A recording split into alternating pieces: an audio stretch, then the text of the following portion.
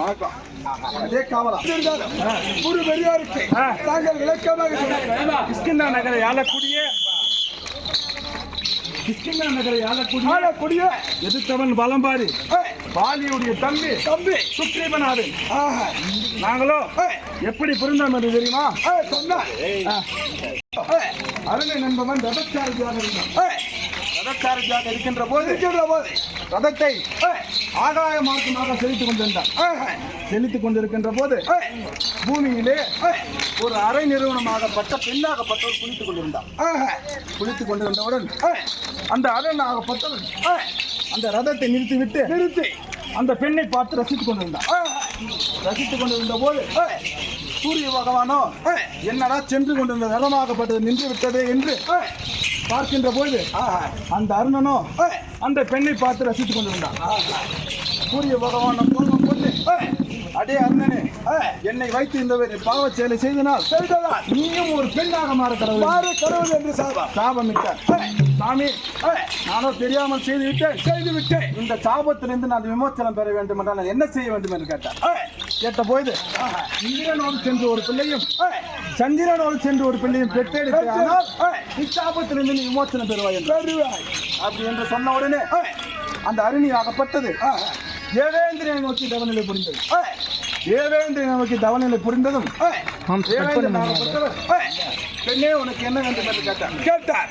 சுவாமி, நீங்கள் தான் வேண்டும் என்று இருவரும் கொஞ்சிய குழாவிய நேரத்திலே என் அண்ணனோ வால் நிறமாக பிறந்தனால் என் அண்ணனுக்கோ வாலி என்ற பெயர் வைத்தார். உடனடியாக சூரிய பகவானை நோக்கி தவநிலை புரிந்த அரணியாகப்பட்டது உடனடியாக சூரிய பகவானாகப்பட்டவர் பெண்ணே உனக்கு என்ன வேண்டும் என்று கேட்கின்ற போது சாமி, நீங்கள் தான் வேண்டும் என்று இருவரும் கொஞ்சிய குழாவிய தருணத்திலே நானோ சூரிய பகவானுக்கு பிறந்தனால் என் பெயரை சுக்ரீவன்.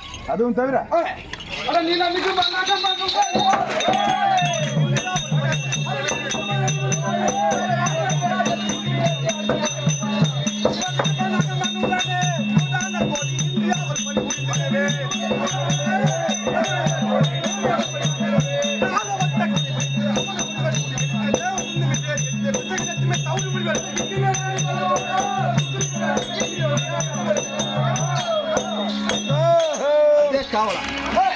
நானும் வருகின்ற போது குமுதாக்கன் என்று சொல்லக்கூடிய 72 வானர சேனை. ஆமா, அதுவும் தவிர நாங்களும் அமிர்தம் கழித்தோம். எப்படி? ஆதியாகிய திருப்பாக்கரையில ஒரு பாண்டமாகவும் மெருகிரி மலையை ஒரு மத்தாகவும் 1000 பனாமுடி படித்த ஆதிசேஷன் இருக்கின்றார். பாம்பை பிடித்து கைராக திரித்து நான் ஒரு புறமும் என் அண்ணன் ஒரு புறமும் தேவர்கள் மூவர்கள் யாவற்ற பேர்களும் ஒரு புறமும் என்றார்கள். அந்த அமிர்தத்தை கடைந்தோம். அந்த அமிர்தத்தை கடைக்கின்ற போது அப்போது தேவர்கள் மூவர்கள் யாவற்ற பேர்களும் முடித்து அந்த அமிர்தத்தை நானும் என்னனும் கடைந்தோம். சும்மா கர கடைந்தோம்.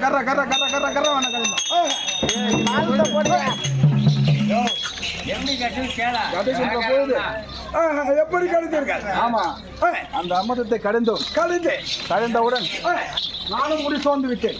நீங்களும் சோர்ந்து விட்டேன்? ஆமா, நானும் சோர்ந்து விட்டேன். சோர்ந்தவுடன்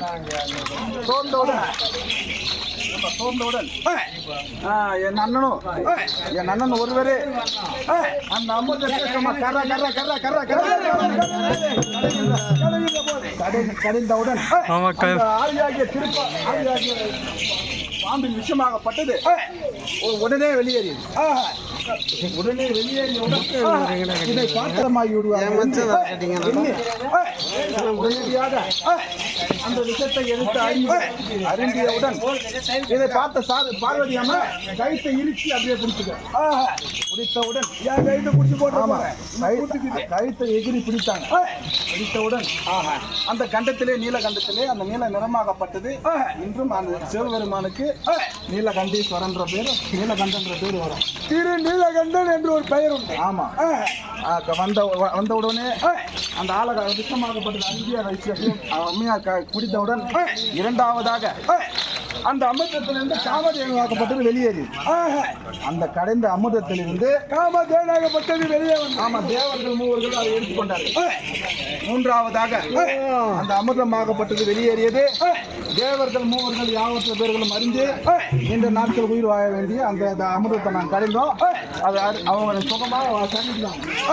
நாலாவதாக தாரை என்ற பெண் உருவாகியது. தாரை என்று பெண் பிறந்தது. ஆமா அந்த பெண்ணை எடுத்து எனக்கோ மனமுடித்து வைத்தார்கள். என் அண்ணனோ அந்த அமிர்தத்தை தனி ஒருவரே கிடைத்ததனால் என் அண்ணனுக்கு எதிர்த்தவன் என்ற பலம் பாதி என்ற வரத்தை அந்த தேவர்கள் மூவர்கள் யாவற்ற பேருக்கும் கொடுத்தார்கள். வரம் கொடுத்து விட்டார். ஆமா அதனாலதான் என் அண்ணனுக்கு எதிர்த்தவன் பலம் பாதி வரம் அந்த ஒரு அமிர்தத்தினால கிடைச்சது. அது அமிர்தம் கிடைக்கிற வேலையிலே ஆமா அப்படியே கிடைச்சது. அதுவும் தவிர இதோ